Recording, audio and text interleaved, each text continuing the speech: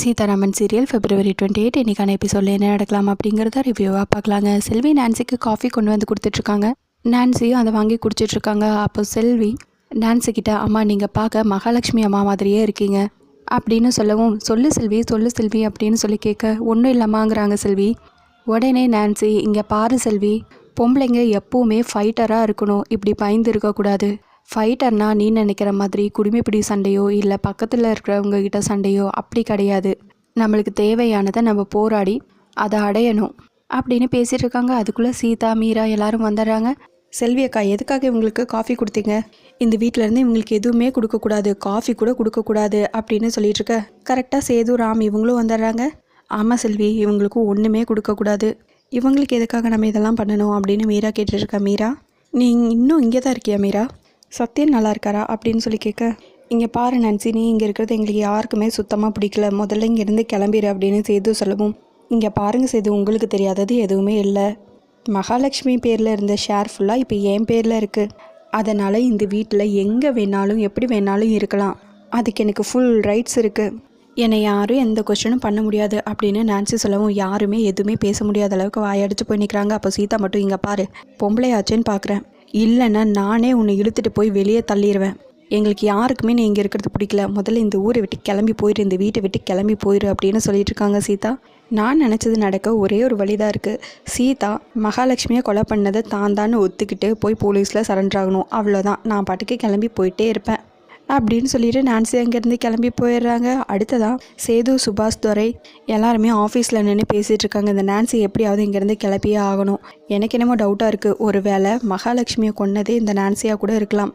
இல்லாமல் நான்சிக்கு எப்படி மகாலட்சுமிக்கு என்னென்ன ப்ராப்பர்ட்டிஸ் எங்கெங்கே இருக்குது, என்னென்ன டீட்டெயில்ஸ்ன்னு எல்லாமே தெரிஞ்சு வச்சுருக்கா, எப்படி எல்லாமே தெரிஞ்சு வச்சுக்கிட்டு சொத்துக்காக ஆசைப்பட்டு தான் இவன் மகாலட்சுமியை கொலை பண்ணியிருக்கணும், இவ தான் கொலை பண்ணியிருக்கணும், அந்த பழியை தூக்கி சீதா மேலே போட்டுடலான் தான் இந்த மாதிரி பண்ணிகிட்ருக்கா அப்படின்னு சேது சொல்லிட்டுருக்கோம். கரெக்டாக ராமும் அங்கே இருக்காங்க. இங்கே பாரு ராம், நீ என்ன பண்ணுவியோ ஏது பண்ணுவியோ தெரியாது, இதுக்கு மேலே அந்த நான்சி இங்கே இருக்கிறத என்னால் ஏற்றுக்கவே முடியாது.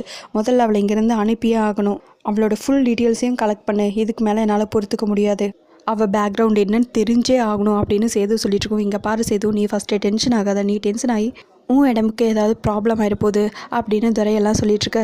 இங்கே பாருங்கள், எனக்கு என்னானாலும் பரவாயில்ல, என்னை விடுங்க, முதல்ல அந்த நான்சியை கிளப்புற வழியை பாருங்கள் அப்படின்னு சொல்ல, அப்பா ப்ளீஸ்ப்பா, என்னை பற்றியும் தங்கச்சிங்களை பற்றியும் கொஞ்சமாவது யோசிங்கப்பா அப்படின்னு ராம் சொல்ல, உங்களை பற்றி யோசிச்சதுனால தான் நான் இப்படி சொல்லிகிட்ருக்கேன், முதல்ல அவளோட டீட்டெயில்ஸ் ஃபுல்லாக கலெக்ட் பண்ணு அப்படின்னு சேது சொல்லவும் ராமும் அதுக்கு ஓகேங்கிறாங்க.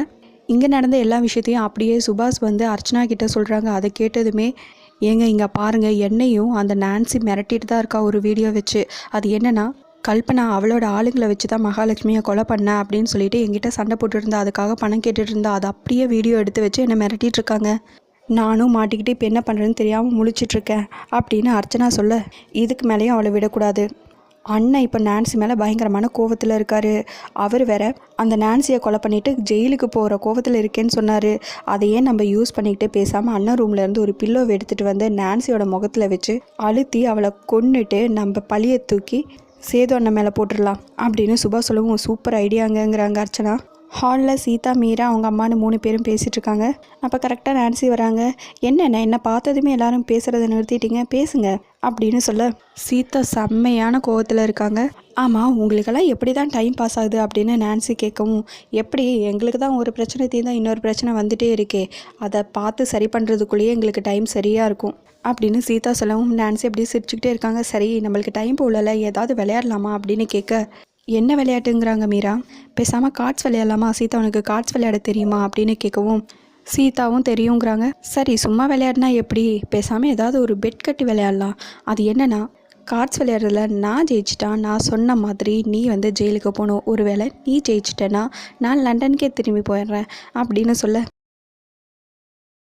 வேணாம் இதெல்லாம் சரிப்பட்டு வராது, பேசாமல் வா சீதா நம்ம போகலாம் ரூமுக்கு அப்படின்னு மீரா சொல்லவும், இங்கே பாருங்கள், சும்மா விளையாண்டா நல்லா இருக்காதுல்ல, ஏன் சீதாவுக்கு கார்ட்ஸ் விளையாட தெரியாதா அப்படின்னு கேட்க, அதெல்லாம் சீதா சூப்பரா அப்படின்னு அவங்க அம்மா ஆரம்பிக்கிறதுக்குள்ளேயே நீங்கள் கொஞ்ச நேரம் சும்மா இருங்க, வா சீதா நம்ம போகலாம் அப்படின்னு மீரா கூப்பிடவும், இல்லை முத்தாராமன் சாட்சியாக நான் இந்த கார்ட்ஸ் விளையாட ஒத்துக்கிறேன், நீங்கள் சொன்ன மாதிரியே நான் மட்டும் ஜெயிச்சிட்டேன்னா நீங்கள் இந்த ஊரை விட்டு போயிடணும், இந்த வீட்டை விட்டு போயிடணும் அப்படின்னு சீதா சொல்லவும், இன்னொரு பக்கம் இது எல்லாம் பார்த்து அர்ச்சனா, சுபாஷ் 2 பேரும் ஹாப்பியாக ஃபீல் பண்ணிகிட்ருக்காங்க. சீதாவை இன்னும் கொஞ்சம் அர்ச்சனா வந்து மோட்டிவேட் பண்ணுற மாதிரி பேசி சீதாவை பிரெயின் வாஷ் பண்ண ட்ரை பண்ணுறாங்க.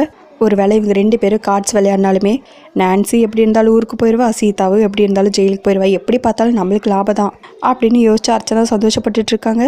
கார்ட்ஸ் விளையாடுறதுக்காக எல்லாம் ரெடி பண்ணிட்டு இருக்காங்க. அதோட எபிசோடையும் முடிச்சிருக்காங்க. உங்களுக்கு இந்த வீடியோ பிடிச்சிருந்தா லைக் அண்ட் சப்ஸ்கிரைப் பண்ணி நம்ம சேனல் சப்போர்ட் பண்ணுங்கள். தேங்க்யூ.